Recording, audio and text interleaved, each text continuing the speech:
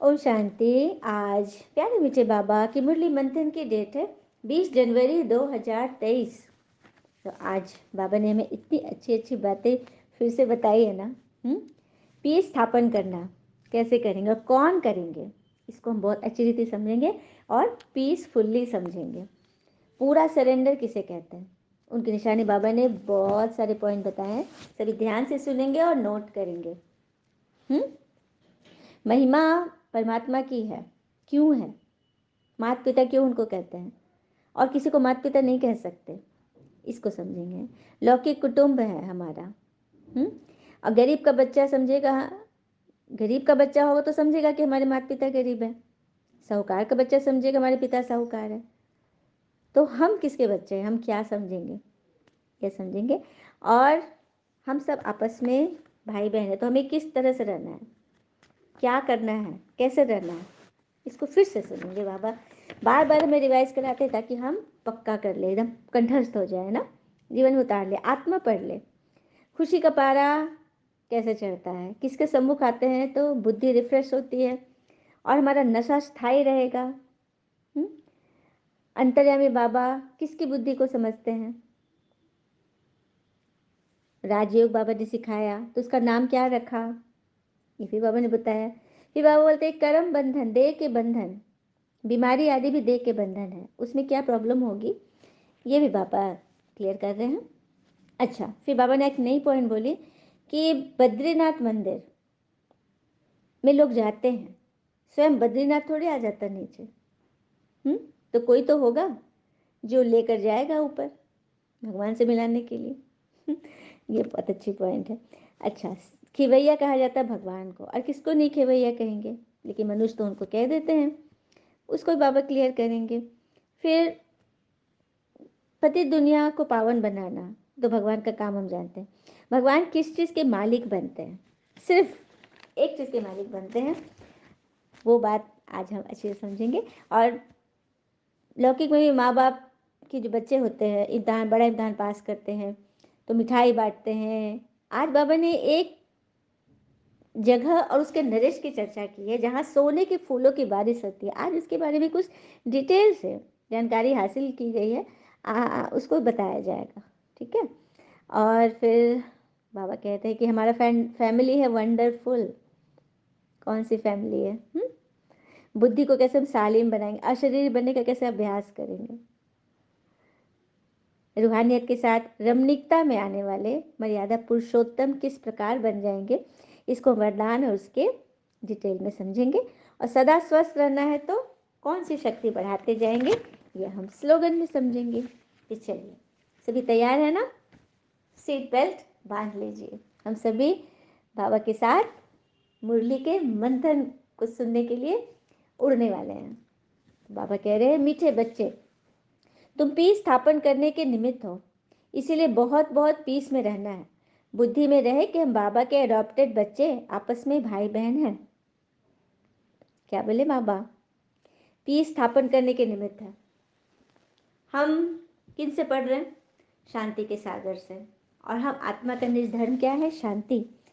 तो भगवान हमारे द्वारा पूरे विश्व में शांति स्थापन करने आए, तो हमें आपस में बहुत पीसफुल्ली रहना है।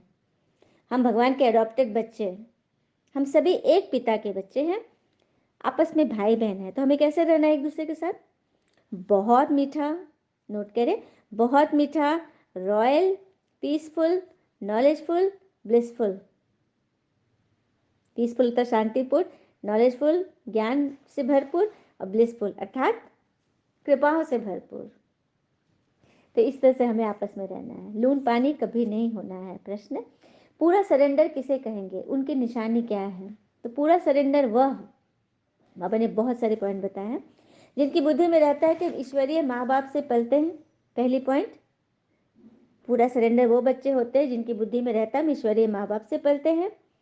बाबा, ये सब कुछ आपका है, आप हमारी पालना करते हैं। ये जो कुछ भगवान ने हमें यूज़ करने के लिए दिया है, ये घर बार, बच्चे, संपत्ति, नाम, मान, शान, ये शरीर, ये नाम, ये सब कुछ हमें भगवान ने दिया है। भले कोई नौकरी आदि करते हैं लेकिन बुद्धि से समझते हैं ये सब बाबा के लिए है। कोई नौकरी भी करते हैं लेकिन नौकरी सेवा समझ कर करते हैं, बाहर जाएंगे, आत्माओं से मिलेंगे, भगवान का परिचय देंगे। और जो कुछ भी मिलेगा उससे हम ईश्वरीय सेवा में यूज़ करेंगे। तो इसलिए हम नौकरी करते हैं। वे बाबा को मदद करते हैं, उससे इतने बड़े यज्ञ की कारोबार चलती है, सबकी पालना होती है। नौकरी कर रहे तो यज्ञ में तो देंगे ही ना। ऐसे बच्चे भी अर्पण बुद्धि हुए, बाहर नौकरी भी कर रहे हैं लेकिन यज्ञ में अपना लगा रहे हैं, धन से मदद कर रहे हैं ताकि सबकी पालना हो। तो ऐसे बच्चे भी अर्पण बुद्धि हैं। साथ साथ पद ऊंचा पाने के लिए पढ़ना और पढ़ाना भी है। और क्या करना है? ऊंचा पद चाहिए तो पढ़ना और पढ़ाना भी है। शरीर निर्वाह कर्म करते हुए बेहद के माता पिता को श्वासोश्वास याद करना है। शरीर निर्वाह कर्म करते बेहद के माता पिता को श्वासोश्वास याद करना है। तो पूरा सरेंडर कैसे होंगे बच्चे? जब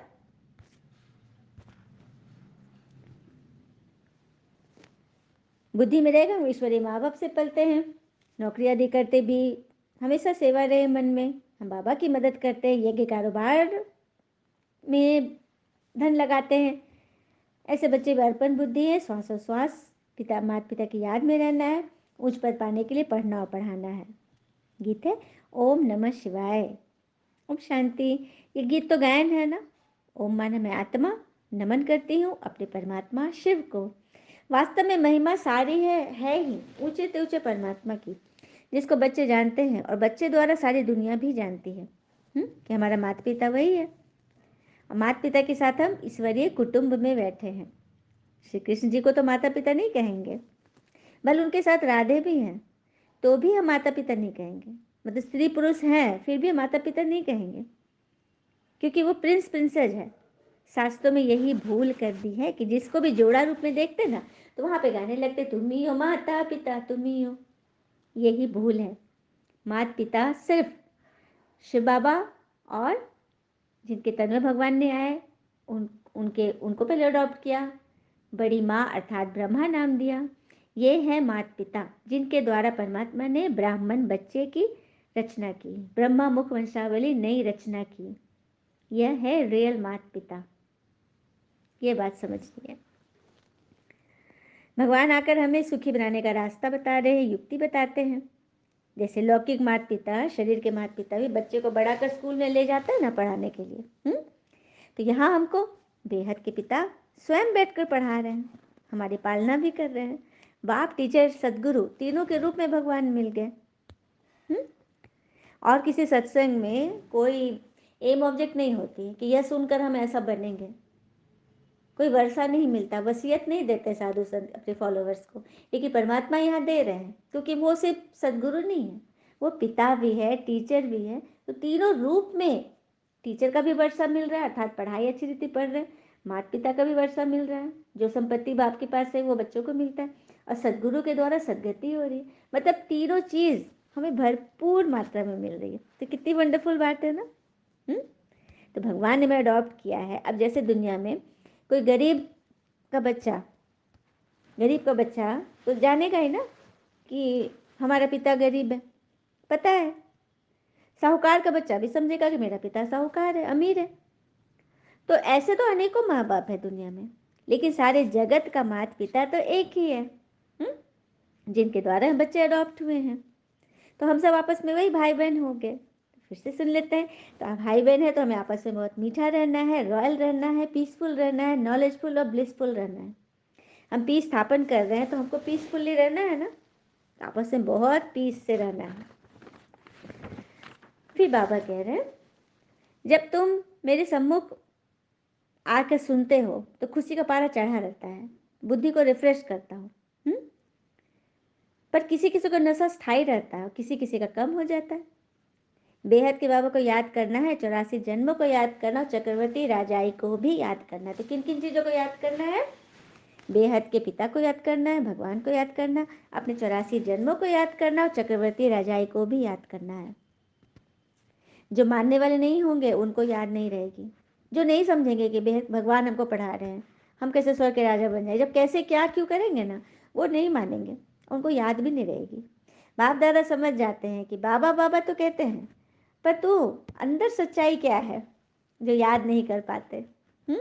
तो ऐसे बच्चे लक्ष्मी नारायण के राज्य में तो नहीं पहुंचेंगे ना, क्योंकि चलन ही ऐसी है। अंतर्यामी बाबा हर एक की बुद्धि को समझ जाते हैं। यहाँ शास्त्रों की तो कोई बात नहीं है, बाबा ने आकर राजयोग सिखलाया है, और जिसका नाम रखा है गीता। भगवान ने जो राजयोग सिखलाया उसका क्या नाम है? गीता। बाबा कह रहे हैं यहाँ कोई शास्त्रों की बात नहीं है। सास बना लेते और फिर पढ़ते रहते हैं। बाबा शास्त्र नहीं पढ़े हैं। कहते हैं बच्चे मैं तुमको स्वर्ग की राह बताने, बाबा को शास्त्र नहीं पढ़ के सुनाते हैं, भगवान तो अपना सत्य ज्ञान सुनाते हैं। मैं तुम्हें स्वर्ग की राह बताने आया हूँ, तुम जैसे अशरीरी आए थे वैसे ही तुमको जाना है। देह सही सब इन दुख के कर्म बंधन को छोड़ देना है, क्योंकि देह भी दुख होती है, देह भी दुख देता है, क्योंकि बीमारी आदि होती है। देह के भान में ही तो दुख है। फलाना ऐसे बोला, फलाना ऐसे, फलाना मुझे बोल दिया, या क्या क्यों कैसे ऐसे वैसे, काम क्रोध लोभ, ये सब देह के ही तो धर्म है, जिससे दुखित होता है। या बीमारी हो गई, बीमारी होगी तो मुरली सुनने नहीं आएंगे, सुबह का क्लास मिस कर देंगे, घुट्टी क्लास नहीं करेंगे। तो ये भी तो देह का बंधन हो गया ना। तो इस बंधन को खलास करके बीमारी पर जीत पाके डट कर खड़े हो जाना है। भगवान है ना चलाने वाले। इसमें बुद्धि बड़ी सालिम चाहिए। पहले तो निश्चय चाहिए कि बरोबर बाबा स्वर्ग रचने वाला है। अभी तो है नरक। जब कोई मरता है तो कहते हो ना कि स्वर्ग गया, तो जरूर नरक में था ना। पर तो यह बात तुम अभी समझते हो, क्योंकि तुम्हारी बुद्धि में भी स्वर्ग है।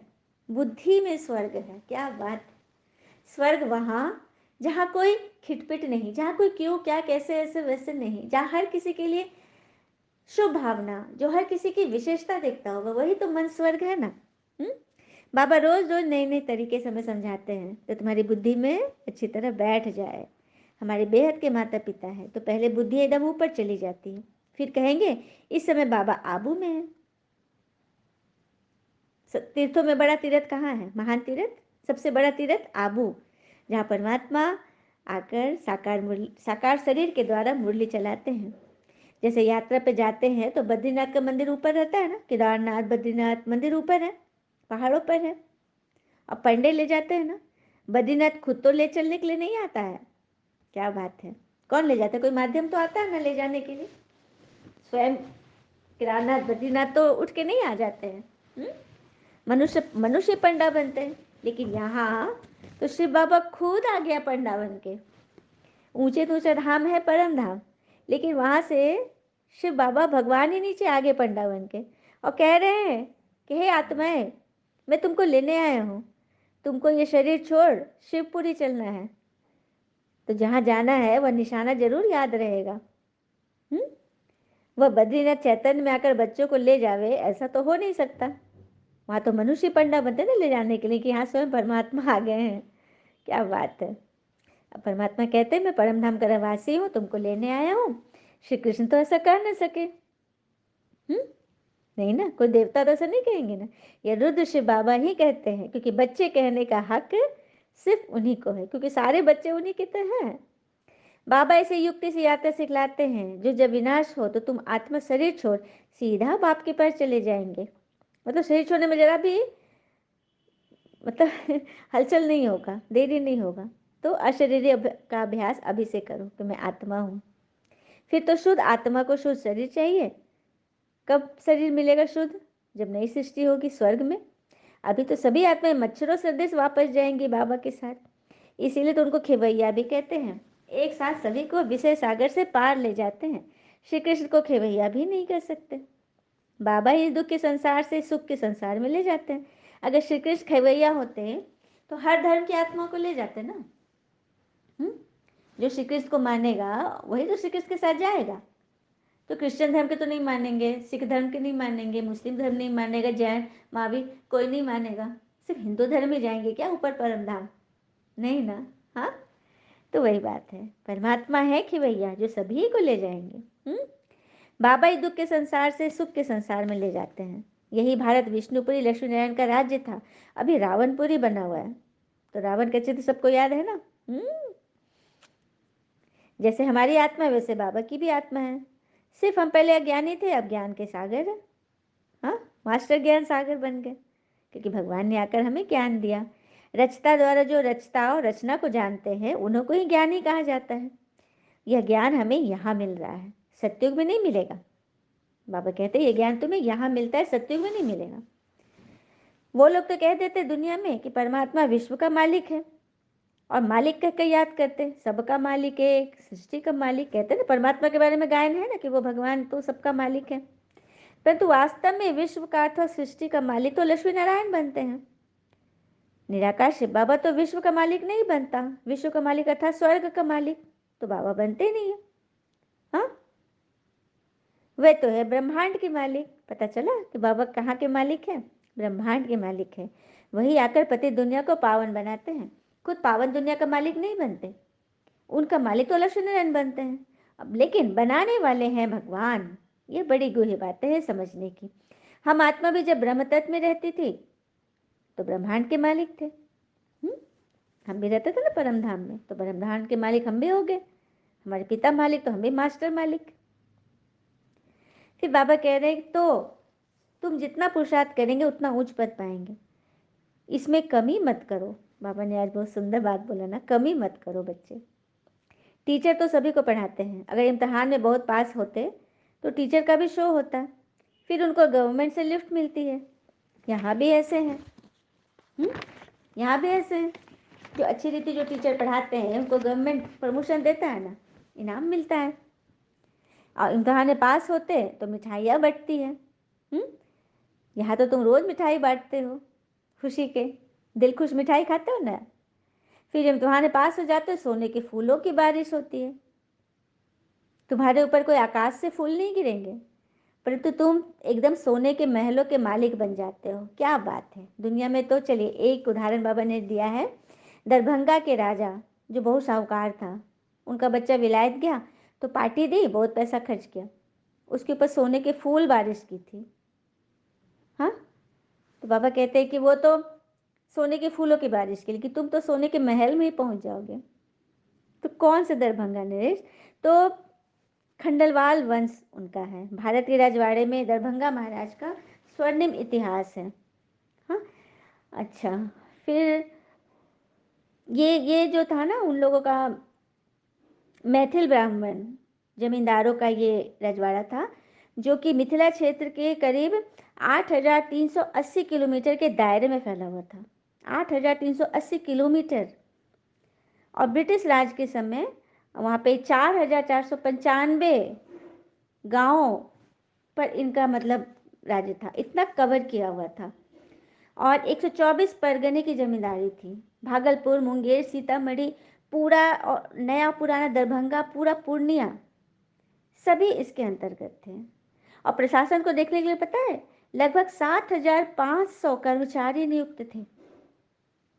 और उनके बारे में ये भी है, महेश ठाकुर एक राजा थे जिन्हें महाराजा मान सिंह के सहयोग से अकबर, सम्राट अकबर ने भी उन्हें अपेक्षित धन का सहयोग दिया था, खूब सारा धन दिया था। तो ये है दरभंगा नरेश का इतिहास। तो उन्हीं के बारे में बाबा ने जिक्र किया कि उनके बेटा जब विलायत गए थे, जब लौट रहे थे तो उनके ऊपर सोने के फूलों की बारिश की थी। तो इतना था ही पैसा, अपार धन संपदा। लेकिन कुछ भी हो, सोने के फूल चलो बारिश करो, लेकिन तुम्हारे जैसा तो नहीं होगा ना, क्योंकि तुम तो सोने के महलों में जाकर बैठते हो। तो इतना नशा रहना चाहिए। हाँ, तो बस बाबा को और चक्र को याद करो तो तुम्हारा बेड़ा पार हो जाएगा। कितना सहज है। बाबा जब ये बात बोलते ना कितना अच्छा लगता है, कितना इजी है ना। तुम बच्चे हो चैतन्य परवाने, और बाबा है चैतन्य क्षमा। क्या बात है। चैतन्य मतलब जीवित, अभी भगवान आए हुए हैं डायरेक्ट, तो वो क्षमा है, परवाने। तुम कहते हो अभी हमारा राज्य स्थापन हो रहा है, अब सच्चा बाबा आया है भक्ति का फल देने। बाबा ने खुद बतलाया है, मैं कैसे आकर नए ब्राह्मणों की सृष्टि रचता हूँ, मुझे जरूर आना पड़े। तुम बच्चे जानते हो हम ब्रह्मा कुमार और कुमारियाँ हैं, शिव बाबा के पुत्र हैं। ये फैमिली है वंडरफुल। बाबा आकर में रावण की जंजीरों से छुड़ाते हैं। शिव बाबा को याद करो, इससे तुम्हारी ज्योति जगेगी, फिर तुम उड़ने लायक बन जाएंगे। माया ने सबके पंख तोड़ डाले।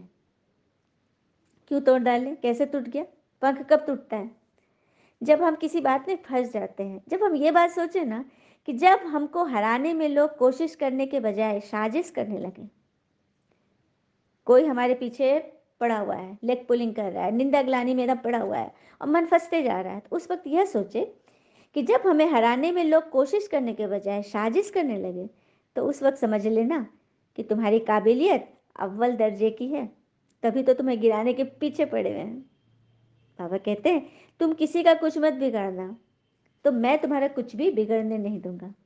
अपने और अपने परमात्मा पर सदैव विश्वास रखे, स्वस्थ रहे, सावधान रहे, सुरक्षित रहे। तो स्वस्थ, सावधान, सुरक्षित करने के लिए तो भगवान में मुरली सुना रहे हैं कि हमेशा माया से सावधान रहने, तो हमारे पंख तोड़ डालेगी। अच्छा, मीठे बच्चों प्रति भगवान की नमस्ते, हम बच्चों के भी प्यारे बाबा को नमस्ते। धारणा के लिए मुख्य सार, पहली पॉइंट, बुद्धि को शालिम बनाने के लिए देह में रहते देह के बंधन से न्यारा रहना है। शालिम अर्थात तीव्र बुद्धि, तीक्ष्ण बुद्धि, पारस बुद्धि। देह के बंधन से न्यारा, देह के किसी भी विकार में क्या क्यों कैसे ऐसे वैसे में नहीं पड़ना है। अशरीरी बनने का अभ्यास करना है। बीमारी आदि के समय भी बाबा की याद में रहना है। दूसरी पर, पारलौकिक माता पिता के बच्चे बने हैं, इसलिए बहुत बहुत मीठा, रॉयल, पीसफुल, नॉलेजफुल और ब्लिसफुल रहना। बार बार ये पॉइंट बताई गई है। हम आपस में भाई बहन हैं, तो हमें बहुत मीठा, रॉयल, पीसफुल, नॉलेजफुल, ब्लिसफुल रहना है। पीस में रहकर पीस स्थापन करनी है। जब पीस ही नहीं है तो हम क्या स्थापन करेंगे? तो शांति में रहना है, तभी शांति स्थापन होगी। वरदान, रूहानियत के साथ रमणीकता में आने वाले मर्यादा पुरुषोत्तम भव। रूहानियत के साथ रमणीकता में आने वाले मर्यादा पुरुषोत्तम बनते हैं। कई बच्चे हंसी मजाक बहुत करते हैं और उसे ही रमणीकता समझ लेते हैं। बाबा ने आज क्लियर किया रमणीकता के पॉइंट को। वैसे रमणीकता का गुण अच्छा है, लेकिन व्यक्ति, समय, संगठन, स्थान, वायुमंडल के प्रमाण रमणीकता अच्छी लगती है। कैसी रमणीकता अच्छी लगती है? जब व्यक्ति, समय, संगठन, स्थान, वायुमंडल के प्रमाण रमणीकता अच्छी लगती है। यदि इन सब बातों में से एक भी बात ठीक नहीं है, तो रमणीकता भी व्यर्थ की लाइन में चली जाएगी और सर्टिफिकेट मिलेगा। कोई हंसाते बहुत अच्छा है, लेकिन बोलते बहुत है। इसलिए हंसी मजाक अच्छा वह है जिसमें रूहानियत हो। राम जी की हंसी और रावण का अट्ठास, समझ में आ गया? राम जी मुस्कुराते थे, सौम्यता, हर्षित मुख था, लेकिन रावण अहंकार वाली हंसी, किसी को दिखाने वाली हंसी, मजाक करने वाली हंसी, किसी को नीचे गिराने वाली, किसी पर हे दृष्टि वाली हंसी नहीं, ऐसा मजाक नहीं। ये भी रूहानियत के अंतर्गत नहीं आता है। सीमा के अंदर बोलो तब कहेंगे मर्यादा पुरुषोत्तम। स्लोगन, सदा स्वस्थ रहना है तो आत्मिक शक्ति को बढ़ाते जाओ। आत्मिक शक्ति बढ़ेगी जब हम मुरली को ध्यान से सुनेंगे, इसके पॉइंट को नोट करेंगे और उसे जीवन में उतार कर दिखाएंगे। यह है सच्ची पढ़ाई। बाबा ने बोला ना, उच्च पद पाना है तो पढ़ना और पढ़ाना है। सोने के फूलों की बारिश की चाह में मत रहो, बल्कि सोने के महल, सोने हीरे जवाहर के महल में बनने के लिए तैयारी करो। अच्छा, ओम शांति। शुक्र मीठे बाबा, वो बाबा के प्यारे प्यारे बच्चे। All is well always. ओम शांति।